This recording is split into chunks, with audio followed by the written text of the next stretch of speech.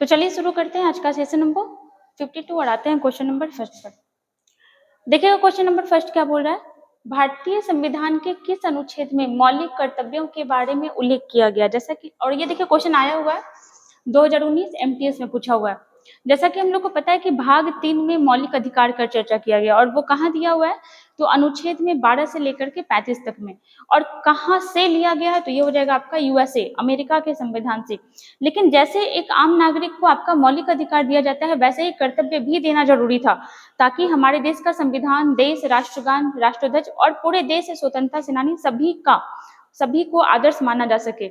और इसीलिए आगे जाकर के 42वां संशोधन 1976 द्वारा और किस समिति की सिफारिश पर, तो स्वर्ण सिंह समिति, सरदार स्वर्ण सिंह समिति की सिफारिश पर क्या किया गया, तो मौलिक कर्तव्य को संविधान में डाला गया। इसमें किसका सरकार चल रहा था, तो इंदिरा गांधी का सरकार चल रहा था। और कितने मौलिक कर्तव्य डाले गए, तो 10 मौलिक कर्तव्य डाला गया। किस देश के संविधान से लिया गया, तो यह लिया गया आपका सोवियत संघ, जिसको आज हम लोग किस नाम से जानते हैं, तो इसको आज हम लोग रूस के नाम से जानते हैं। लेकिन जिस समय यह मौलिक अधिकार लिया गया उस समय उसकी संख्या कितनी थी, तो 10 मौलिक अधिकार लिया गया। आगे जाकर के 86वां अमेंडमेंट किया गया। और यह कब किया गया, 2002 ईस्वी में। 86वां संशोधन 2002 ईस्वी में करके एक और मौलिक कर्तव्य डाला गया। और वह कौन सा था, तो वह था आपका 6 से 14 वर्ष के आयु के बच्चे के लिए। और क्या था इनके लिए, तो इनके लिए था अनिवार्य और मुफ्त शिक्षा। ये आपका क्या हो गया, तो ये हो गया आपका राज्य का कर्तव्य। एक चीज और, जैसा कि हम लोग को पता है कि अगर हमसे हमारा मौलिक अधिकार कोई छीनता है तो हम सीधा सुप्रीम कोर्ट या हाई कोर्ट जा सकते हैं।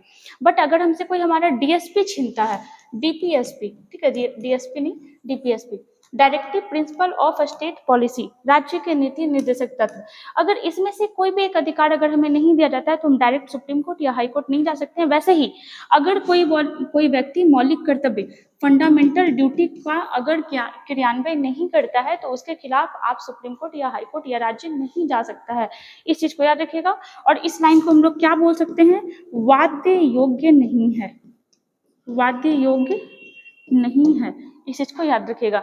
आंसर क्या हो जाएगा, ऑप्शन नंबर डी। चलिए आते हैं क्वेश्चन नंबर 2 पर। देखिएगा, वर्ष के किस दिन पृथ्वी अपसौर नामक स्थिति में सूर्य से सर्वाधिक दूरी पर होती है। क्वेश्चन देखिएगा 2020 में पूछा हुआ है सीएचएसएल में। मतलब देखिए हम लोग को पता है कि पृथ्वी क्या कर रही होती है, सूर्य का चक्कर लगा रही होती है। और किस स्थिति में लगा रही होती है, अगर ये मान लिए कि ये आपका क्या है, सन है, ठीक है, यह सन है और ये हमारी पृथ्वी है, ठीक है, यहाँ पे हमारी पृथ्वी है, ठीक है, और वह यह जो है आपका इस रूप में आपका चक्कर लगा रही होती है।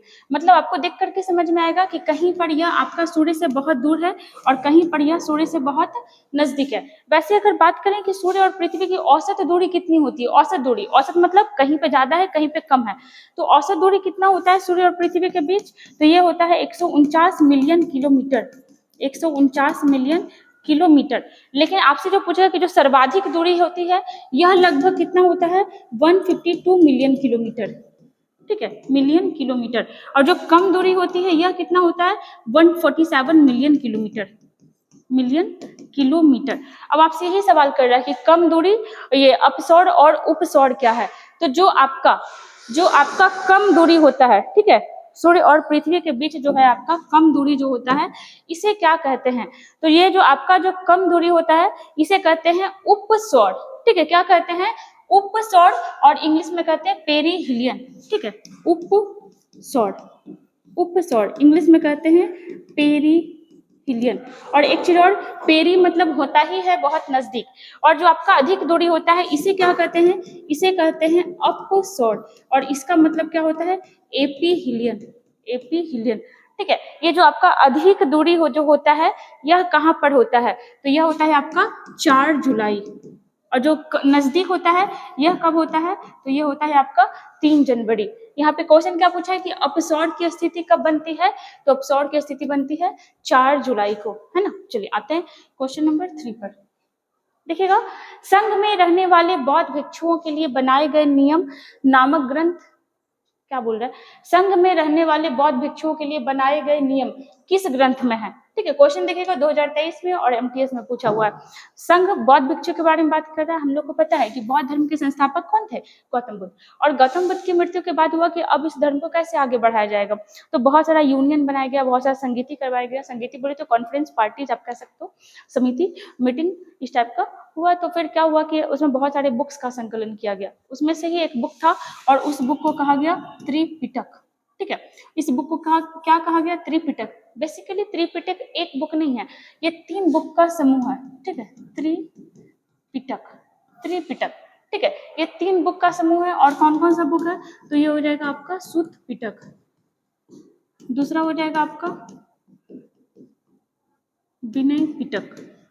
ठीक है, और तीसरा क्या हो जाएगा आपका, तीसरा हो जाएगा आपका अभिधम पिटक, अभिधम पिटक। ये है क्या, तो गौतम बुद्ध के महापरिनिर्वाण के बाद बहुत सारे बुक्स का संकलन किया गया ताकि लोगों को क्या किया जाए, सही दिशा दिया जाए, सही शिक्षा दिया जाए। सुत्त पिटक में बेसिकली क्या था, तो सुत्त पिटक में था गौतम बुद्ध के द्वारा दिए गए शिक्षाओं का संकलन, बुद्ध के द्वारा दिए गए शिक्षाओं का संकलन, शिक्षाओं का संकलन। संकलन मतलब क्या होता है, जमाव। ठीक है, विनय पिटक में क्या है, तो संघ में रहने वाले बौद्ध भिक्षुओं के लिए नियम, बौद्ध भिक्षुओं के लिए नियम। ठीक है, और अभिधम पिटक में क्या था, तो इसमें था बौद्ध दर्शन के बारे में चर्चा, बौद्ध दर्शन के बारे में चर्चा ये दिया हुआ था। तो आपका क्वेश्चन यही पूछा ना कि बौद्ध भिक्षुओं के लिए नियम किस में था, तो ये था आपका विनय पिटक में। ऑप्शन नंबर क्या हो जाएगा, डी। वैसे कुछ और बुक्स के बारे में याद रखिएगा। चौथा देखो ये बहुत इंपॉर्टेंट है, जातक। जातक, ऐसा कहा जाता है कि गौतम बुद्ध का बहुत सारा पुनर्जन्म रहा था, उसके बाद ये सिद्धार्थ के रूप में जन्म लिए।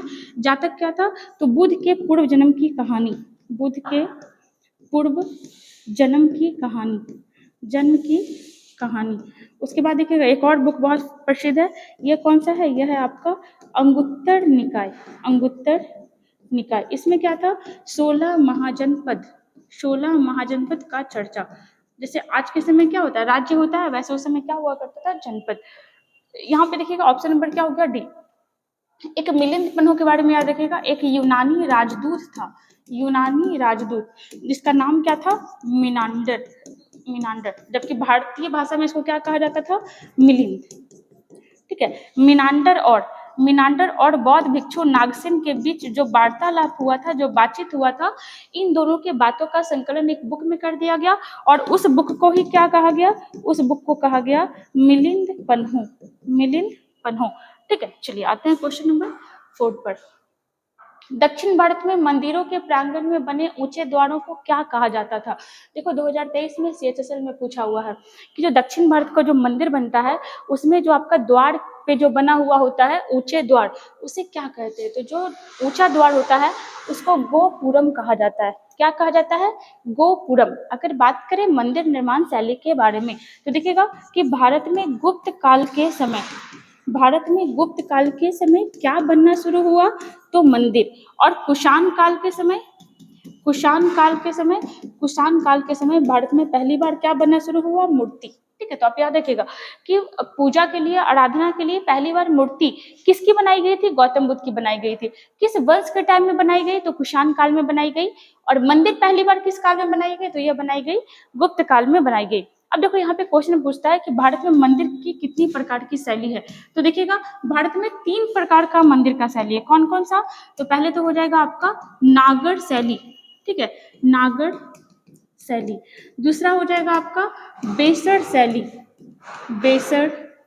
शैली। और तीसरा हो जाएगा आपका द्रविड़ शैली। यह है क्या, तो यह है मंदिर बनाने का तरीका, डिजाइन। तो जो आपका उत्तर भारत में जो मंदिर बनता है, उत्तर भारत में जो मंदिर बनता है यह किस शैली में बनता है, नागर शैली में। दक्षिण भारत में जो मंदिर बनता है यह किस शैली में बनता है, तो यह बनता है आपका द्रविड़ शैली में। और मध्य भारत में जो मंदिर बनता है यह किस शैली में बनता है, तो यह बनता है आपका बेसर शैली। बेसर शैली है क्या बेसिकली, तो यह जो है आपका नागर और द्रविड़ द्रविड़ का क्या है, यह मिश्रण है।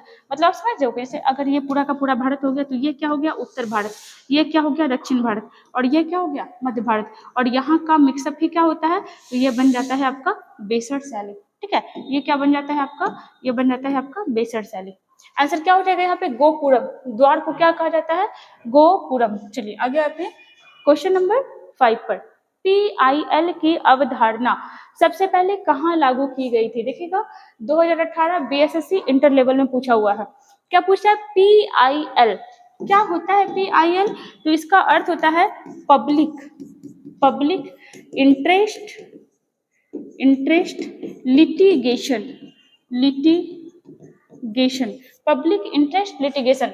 सबसे पहले PIL का जो अवधारणा है ये USA में लाया गया था, और था क्या ये, तो यह था कि अगर कुछ भी ऐसा काम जिसे पूरे समुदाय को, किसी एक खास समुदाय को दिक्कत हो रहा है, तो उस समुदाय के द्वारा सुप्रीम कोर्ट या हाई कोर्ट में जाकर के केस किया जा सकता था, उसी को PIL कहा जाता है।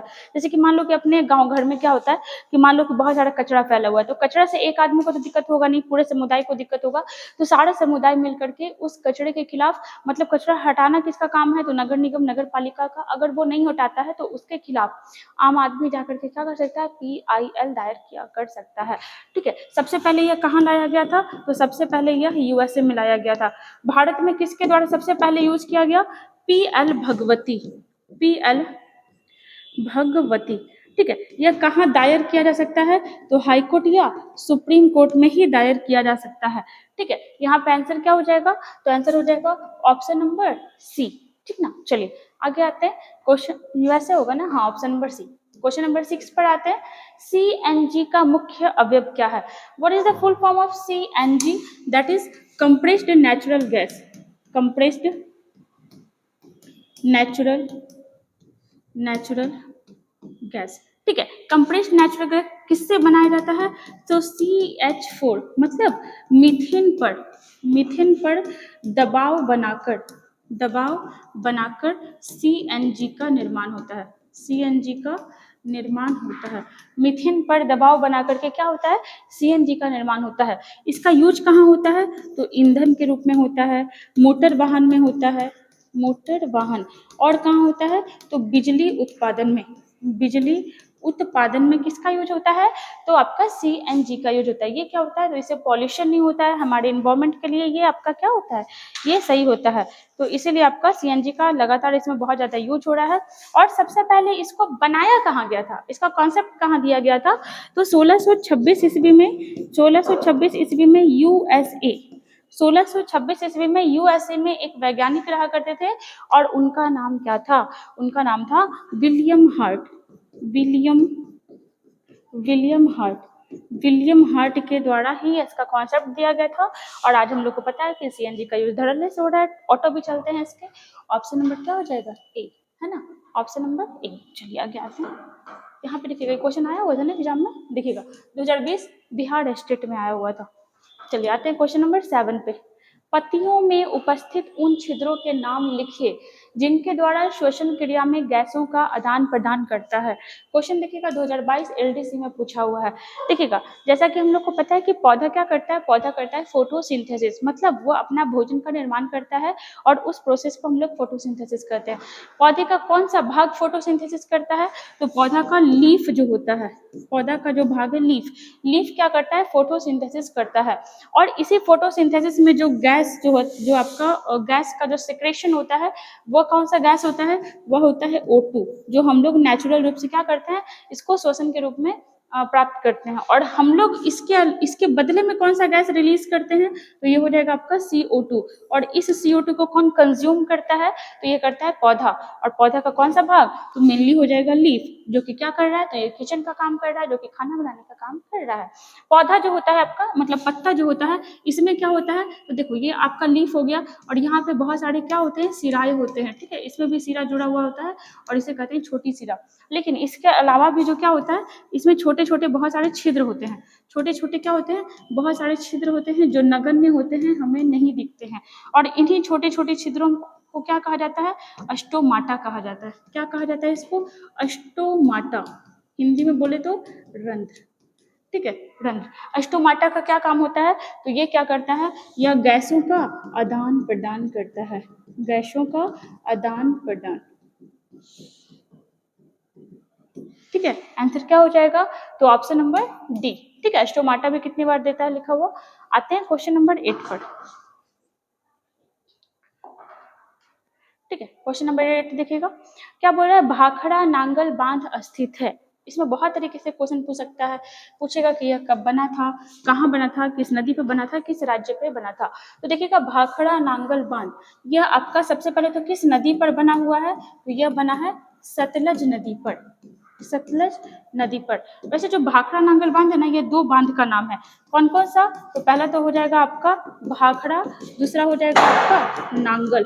दोनों बांध को मिला करके ही क्या कहा जाता है, भाखड़ा नांगल बांध, दोनों को मिला करके ही कहा जाता है।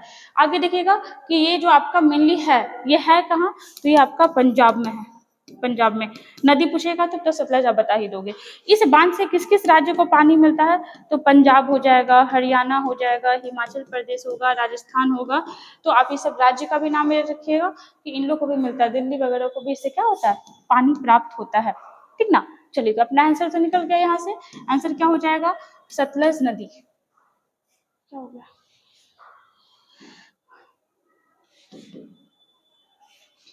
देखिएगा आंसर क्या हो जाएगा, तो ये हो जाएगा आपका सतलज नदी। ठीक ना, सतलज नदी। एक चीज और देखिएगा कि जो आपका हम लोग को पता है कि नेहरू की सरकार में, नेहरू जी के सरकार में 51 से 56 के बीच पहली पंचवर्षीय योजना चलाई गई। और इस योजना के तहत क्या हुआ था, तो इस योजना के तहत आपका कृषि पर पशुपालन पे बहुत ज्यादा ध्यान दिया गया था। और आपको ये पता है कि जैसे आप राजस्थान देख लो, आप राजस्थान में खेती करते हो, तो यहाँ पे पानी बहुत कम है, तो इसीलिए क्या हुआ कि बहुत सारे बांध पे बहुत ज्यादा ध्यान दिया गया कि आपका बांध रहेगा तभी जाकर के खेती करना पॉसिबल हो पाएगा। और कृषि से ही देश तरक्की कर सकता था, क्योंकि उस समय भारत में खेती बिल्कुल भी नहीं होता था, बहुत ही खराब स्थिति चल रही थी। इसलिए फिर आपका क्या हुआ, एक आपका टाइम आया 22 अक्टूबर 1963 को तत्कालीन प्रधानमंत्री नेहरू के द्वारा भाखड़ा नांगल बांध का इनॉग्रेशन किया गया, उद्घाटन किया गया। और यह कहा गया, इसी उद्घाटन के समय यह कहे थे कि बहुउद्देश्यीय नदी घाटी परियोजना, बहुउद्देश्यीय नदी घाटी परियोजना जो है, इसको नेहरू जी क्या कहे थे, तो इसे कहे थे आधुनिक भारत का मंदिर, आधुनिक भारत का मंदिर। ठीक है, क्योंकि इनका कहना था कि जो बहुउद्देश्य बनाया जा रहा है, बहुत सारे उद्देश्य से बनाया जा रहा है, यही आगे जाके मंदिर का रूप लेगा, मतलब कि आम जनता का हेल्प कर रहा है तो मंदिर ही हो गया ना। तो यहाँ पे इस चीज को याद रखिएगा, ऑप्शन नंबर बी हो जाएगा। आते हैं क्वेश्चन नंबर 9 पर। और ये भी देखो एग्जाम में, कौन से एग्जाम में आया हुआ, 2011 का बीएसएससी सचिवालय में पूछा हुआ, जो सीजीएल का होता है। देखिएगा, सल्तनत काल में दीवान ए इंसा किस विभाग का प्रमुख था। अगर बात करें सल्तनत काल, जो कि भारत में पूरी तरीके से उस समय मुस्लिम साम्राज्य चल रहा था, सल्तनत काल कब से कब तक चला था, तो 1206 से लेकर के 1526 तक। और बहुत सारे शासक आए जो अपने अपने अकॉर्डिंग अपने अपने के लिए वर्क कर रहे थे। उसी में से 5 वंश था, गुलाम, खिलजी, तुगलक, सैयद, लोधी। इसमें जो शासन किया था, गुलाम, खिलजी, तुगलक, सैयद, लोधी ने यहाँ पे शासन किया था। और सबने बहुत सारे विभाग बनाए। विभाग का अर्थ क्या होता है कि प्रॉपर किसी एक काम के लिए एक आदमी को, एक विभाग को काम सौंप देना। जैसे शिक्षा मंत्रालय है, शिक्षा मंत्रालय क्या है, तो ये अपने आप में क्या है, एक विभाग है। अब शिक्षा से रिलेटेड जो भी काम होगा वो कौन करेगा, तो आपका शिक्षा मंत्रालय करेगा। यहाँ पर देखते हैं कि यहाँ पे आपका एक नाम पूछा है, दीवान ए इंसा। ठीक है, चलिए हम लोग 2-4 और भी देख लेंगे जो अपने लिए इंपॉर्टेंट है। दीवान ए इंसा, ये जो था आपका पत्राचार विभाग था, पत्राचार विभाग। ठीक है, दूसरा देखते हैं, दीवान ए अर्ज, दीवान ए अर्ज, ये किससे रिलेटेड था, तो ये था आपका किस चीज से, सैन्य विभाग से। ठीक है, यह जो था आपका सैन्य विभाग से संबंधित था, सैन्य विभाग से। और भी देखते हैं, दीवान ए बंदगान, दीवान ए बंदगान, यह किससे रिलेटेड था, तो यह आपका गुलाम से रिलेटेड था। और भी देखिएगा, दीवान ए अमीर कोही, दीवान ए अमीर कोही, यह किससे रिलेटेड था, तो यह था आपका किससे रिलेटेड था, तो यह था आपका कृषि से रिलेटेड। उसके बाद फिर देखिएगा, दीवान ए मजलिस, मजलिस वर्ड आपका दिल्ली सल्तनत में बहुत यूज हुआ है। और जो मजलिस हुआ करता था, जो मजलिस वर्ड हुआ करता था, यह किसके लिए यूज होता था, तो यह आपका न्याय के लिए यूज होता था। और भी देखिएगा, दीवान ए रसालत, दीवान, और इसे क्वेश्चन बनता है एग्जाम में। ठीक है, देखो बना हुआ है ना यहाँ पे दीवान ए रिसालत, यह एक प्रकार का हो गया विदेश मंत्रालय, विदेश मंत्रालय, ठीक है, विदेश मंत्रालय। और एक और देख लीजिएगा जो राजस्व विभाग हो जाएगा दीवान ए वजारत, दीवान ए विजारत, यह हो जाएगा आपका राजस्व विभाग, यह हो जाएगा आपका राजस्व विभाग। ठीक है, आपसे क्या पूछा है दीवान ए इंसाफ, यह क्या हो जाएगा पत्राचार विभाग। चलिए आगे आते हैं, क्वेश्चन नंबर 10 देखिएगा। आजादी के बाद भारत और नेपाल के बीच प्रथम शांति और मित्रता संधि किस वर्ष काठमांडू में हस्ताक्षरित की गई थी? तो ये देखो कब पूछा हुआ है, बीएससी से सेकंड लेवल एग्जाम में पूछा हुआ है और 2015 में। तो आजादी के बाद भारत और नेपाल के बीच जो शांति समझौता था यह कब हुआ था? तो यह हुआ था आपका 31 जुलाई 1950। इसी 1950 में अपना संविधान लागू हुआ था, ठीक ना। भारत और नेपाल के बीच क्या हुआ था? शांति समझौता। अगर बात करें नेपाल, तो नेपाल से अपना रिलेशन क्यों इम्पोर्टेंट है? क्योंकि देखो बहुत सारे राज्यों के साथ ये सीमा साझा करता है। किसके किसके साथ? तो सबसे पहले तो हो जाएगा आपका सिक्किम, फिर हो जाएगा आपका वेस्ट बंगाल, फिर हो जाएगा आपका बिहार, और फिर आपका यूपी, और यूपी से ही कौन अलग हुआ? उत्तराखंड। तो इतने सारे राज्यों से ये सीमा साझा करता है। नेपाल की राजधानी क्या हो जाएगी? तो काठमांडू, काठमांडू। भारत और नेपाल के बीच एक एक्सरसाइज होता है और उसका नाम है क्या है? सूर्य किरण, सूर्य किरण। यहाँ का जो पशुपतिनाथ मंदिर है, पशुपतिनाथ मंदिर, ये यूनेस्को में शामिल है, यूनेस्को में शामिल है। ठीक है, एक चीज और देखिएगा, हाँ यहाँ के पीएम बहुत इंपॉर्टेंट नाम, यहाँ के पीएम कौन है? तो ये है आपके पुष्प कुमार, पुष्प कुमार दहल प्रचंड, पुष्प कुमार दहल प्रचंड, ये कौन है? तो ये है यहाँ के प्रधानमंत्री। इसका आंसर क्या हो जाएगा? तो ऑप्शन नंबर डी 1950, ठीक ना। चलिए यहाँ पे अपना 10 क्वेश्चन कंप्लीट हुआ विद फैक्ट्स के साथ, वैसे ही हमारे साथ बने रहिए, मिलते हैं फिर नेक्स्ट वीडियो में।